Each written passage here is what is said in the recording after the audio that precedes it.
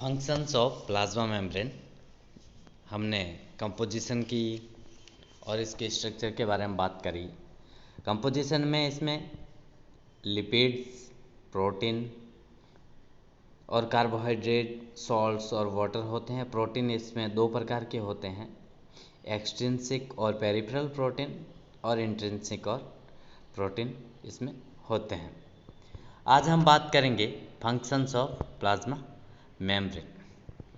इसके फंक्शन की बात करें तो main work of plasma membrane are osmosis, phagocytosis, pinocytosis, active transport आदि के द्वारा साइटोप्लाज्म में से जो पदार्थ है उसका ट्रांसपोर्टेशन करना, लेन देन करना होता है। Main function of plasma membranes are like that. First one is endocytosis. Endocytosis के अंदर हम कहें कोशिकाएं अनेक तत्वों को एंडोसाइटोसिस क्रिया के द्वारा इंजेक्शन करती है, अंतःग्रहण करती हैं। यह दो प्रकार से संपन्न होती है। Phagocytosis injection of solid particle by plasma membrane is called injection. इसमें जब कोई ठोस पार्टिकल होता है उसको प्लाज्मा मेम्ब्रेन के द्वारा इनगल्फ करना, उसको फैगोसाइटोसिस कहा जाता है। इस डायग्राम के अंदर आप देखिए कि यहाँ पे ये प्लाज्मा मेम्ब्रेन है, कोई लार्ज फूड का जो है मटेरियल है, पार्टिकल हैं, तो ये इसको चारों तरफ धीरे धीरे एक तरीके से सूडोपोडिया बना लेती है, सूडोसोम ऐसी स्ट्रक्चर। उसके बाद धीरे धीरे इसको अंदर लेती है और इसको डाइजेस्ट कर देती हैं डाइजेस्टिव एंजाइम के द्वारा। इस तरीके के प्रोसेस को फैगोसाइटोसिस कहते हैं। फैगोसाइटोसिस के अंदर जो पार्टिकल होता है वो सॉलिड होता है। फैगोसाइटोसिस के एग्जाम्पल में हम देखें अमीबा जिस तरीके से अपने भोजन को सूडोपोडिया के द्वारा ग्रहण करता है वो भी एक फैगोसाइटोसिस क्रिया है। इसके अलावा जो ल्यूकोसाइट है वो बड़े बैक्टीरिया को उनके चारों तरफ सूडोपोडिया बनाकर भी ग्रहण करते हैं। तो इस प्रोसेस को हम फैगोसाइटोसिस है वो कहते हैं। आगे बात करें हम पिनोसाइटोसिस। पिनोसाइटोसिस के अंदर क्या होता है कि engulf of a liquid particle by invagination and formation of pinosome, यानी इसके अंदर प्लाज्मा कल्ला के माध्यम से या प्लाज्मा मेम्ब्रेन के माध्यम से जो लिक्विड पार्टिकल्स होते हैं उनको धीरे धीरे अंतर्वलन या इनवेजिनेशन की क्रिया द्वारा अंदर ग्रहण किया जाता है और छोटे छोटे ड्रॉपलेट्स है उनके द्वारा चिटक कर पिनोसोम नामक सूक्ष्म धानिकाएँ या वैक्यूल, माइक्रोवैक्यूल का फॉर्मेशन होता है और ये स्वतंत्र रूप से साइटोप्लाज्म में फ्रीली तैरती रहती हैं। माइक्रो अणुओं जैसे राइबोन्यूक्लियेज, प्रोटीन, मोलिकुलर वेट जिसका 13,000 होता है आदि का कोशिकाओं में जो भीतर प्रवेश करने का यही तरीका है। इस डायग्राम के अंदर आप देखेंगे पिनोसाइटोसिस के प्रोसेस को।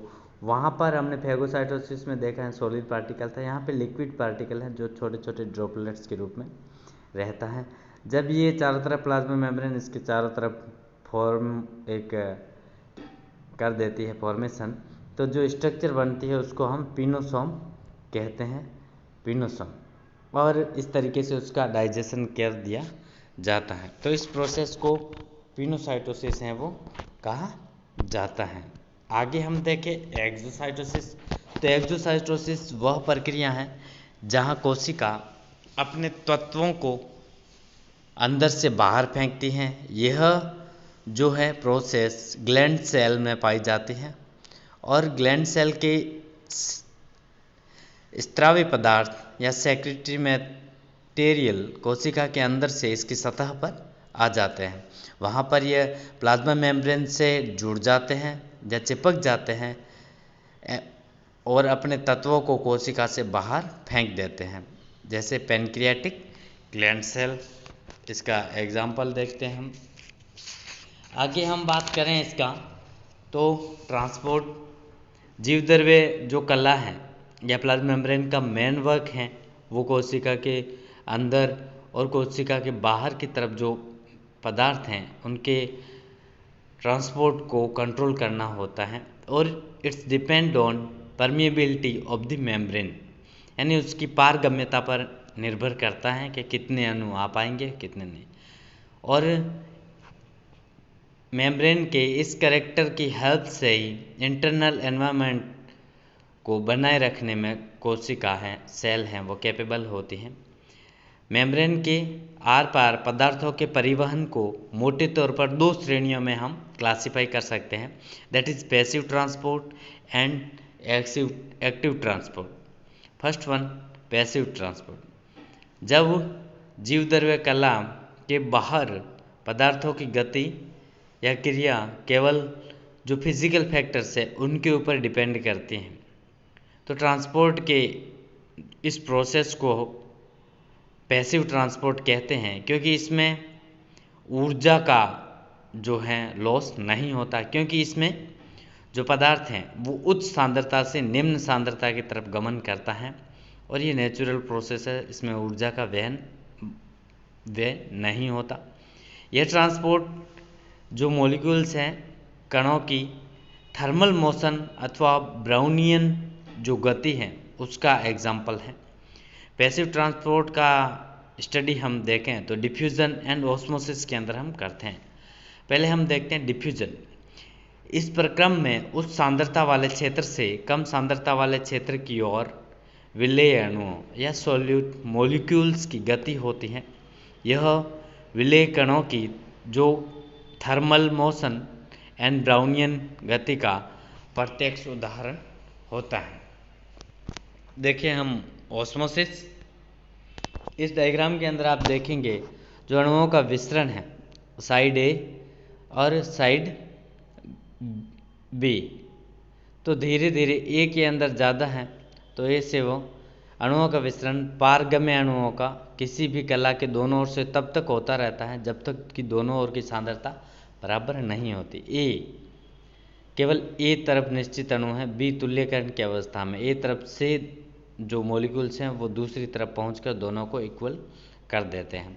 मतलब जब हम उच्च सांद्रता और निम्न सांद्रता के दो विलयन को पारगम्य जो मेम्ब्रेन है उसके द्वारा अगर सेपरेट करके रखें तो वो धीरे धीरे मॉलिक्यूल्स उच्च सांद्रता से निम्न सांद्रता की ओर गति करेंगे और उसको दोनों की सांद्रता बराबर हो जाएगी। आगे हम जो इस प्रोसेस को देखेंगे तो देखें, जल का अथवा विलायक का मेम्ब्रेन के पार डिफ्यूजन होना ऑस्मोसिस कहलाता है या परासरण। अब परासरण कितने प्रकार का होता है? जल का कोशिका में प्रवेश होता है वो एंडोऑस्मोसिस कहलाता है, तथा कोशिका से बाहर निकलना है वो एक्सोऑस्मोसिस कहलाता है। जब वाटर सेल के अंदर प्रवेश करता है तो सेल फूल जाती हैं, तथा जब बाहर निकलता है तो इसके फलस्वरूप है वो सेल सिकुड़ जाते हैं। परासरण दो प्रकार के यहाँ पर आप देख रहे हो के अणु, एक जल पारगम्य एवं दूसरे अपारगम्य अणु कला के दोनों ओर हैं। इनमें से जल के अणुओं की सांद्रता बाईं ओर अधिक है। ए थोड़ी देर बाद जो परमिएबल अणु हैं वाटर कला के बाईं ओर से दाईं ओर आ जाते हैं।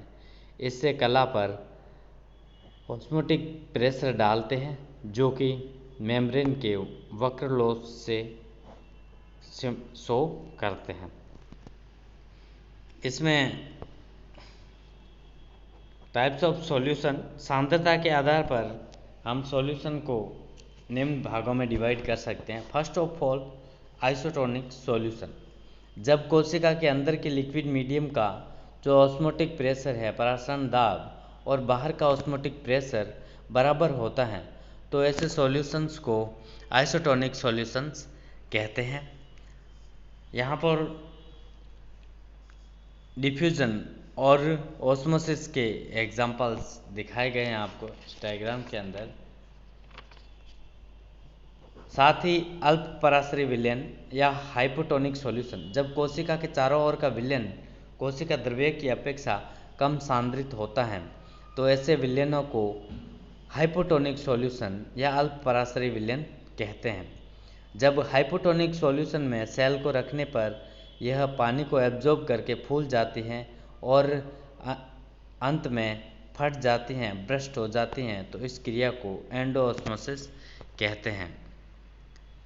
यहाँ पर आइसोटोनिक सॉल्यूशन समपराश्रयी विलयन के अंदर पहले और बाद में जो कोशिका हैं उसकी सांद्रता बराबर बनी रहती है, क्योंकि इसमें परासरण दाब दोनों जगह सांद्रता इक्वल होते हैं।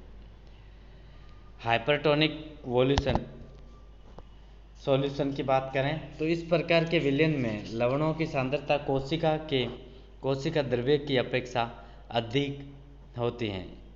तो इस प्रकार के विलयन के अंदर रखने पर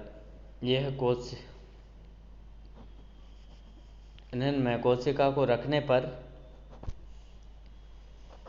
यह पानी को सोख कर फूल जाती है और अंत में फूट जाते हैं। इसको एंडोऑस्मोसिस कहा जाता है नर कोशिका। आगे हम देखें अतिपराश्रयी विलयन। इस प्रकार के विलयन द्रव्य की अपेक्षा अधिक होती हैं। इस प्रकार के विलयन में कोशिका को रखने पर जल विसरण द्वारा बाहर निकल जाता है और कोशिका पिचक जाती है। इसको एक्सोऑस्मोसिस कहते हैं। इसको आरबीसी के अंदर हम एग्जाम्पल्स जो है प्रोसेस है उसके द्वारा समझ सकते हैं। धन्यवाद।